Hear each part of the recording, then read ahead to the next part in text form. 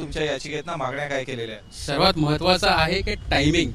लोकसभेच्या इलेक्शनच्या नंतर हे जे कोलिजन मध्ये आहेत ते तिघडी सरकार आहे, त्यांचा फेल्युअर, त्यांना कमीत कमी मतदान भेटलेलं आहे आणि येत्या विधानसभाच्या हे डोक्यासमोर ठेवून, त्यांच्या डोळ्यासमोर ठेवून हे योजना आलेली आहे. क्लिअरली करप्ट प्रॅक्टिस आहे, हे ब्रायबरी आहे. इलेक्शनच्या टायमाला जेव्हा पैसे वाटप करतात तेव्हा election commission under section 123 of representative of people act या अंतर्गत ऍक्शन घेते.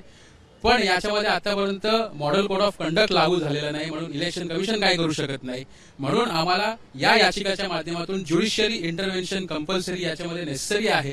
कारण हे पैसे आम्ही टॅक्स पेयर्स कशासाठी पे करतो? राज्य सरकारच्या डेव्हलपमेंट इन्फ्रास्ट्रक्चर प्रोजेक्टसाठी पे करतो. आताच 31 जुलैला जे कर भोगतायत त्यांनी एवढा चांगल्या पद्धतीने पैसे, जरी ते केंद्र सरकारकडे असो, ते पैसे राज्य सरकारला सुद्धा भेटतात.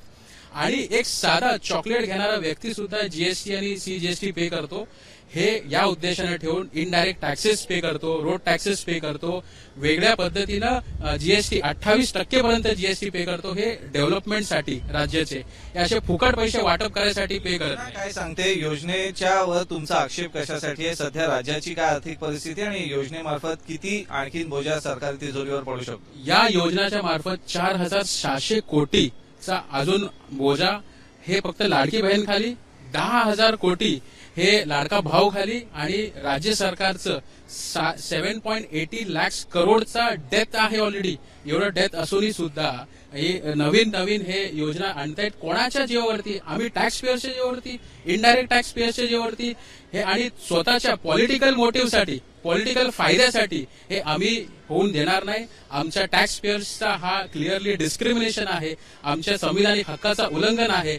हे राज्य सरकार जेव्हा नवीन बिझनेस हे इथे आणायला देत नाही, बाजूच्या शेजारच्या राज्यामध्ये जे नवीन प्रकल्प आहेत ते तिकडे जातात, त्याला थांबवायला काय करत नाही. बाजूच्या सिल्वासा युनियन टेरिटरीमध्ये ईज ऑफ बिझनेस आहे, तिकडे इलेक्ट्रिसिटी कन्झम्पशन मध्ये सुद्धा बेनिफिट्स दिले जातो. तर महाराष्ट्र राज्यासाठी एम्प्लॉयमेंट वाढवायसाठी आणि नवीन बिझनेस आणण्यासाठी हे सरकार काय करतोय? आणि पण इलेक्शन आलाय म्हणून फुकट पैसे वाटप करायला हे आमच्या जीवावरती, आमच्या कॉस्टवरती हे चालणार नाही, म्हणून याचिका दाखल केली.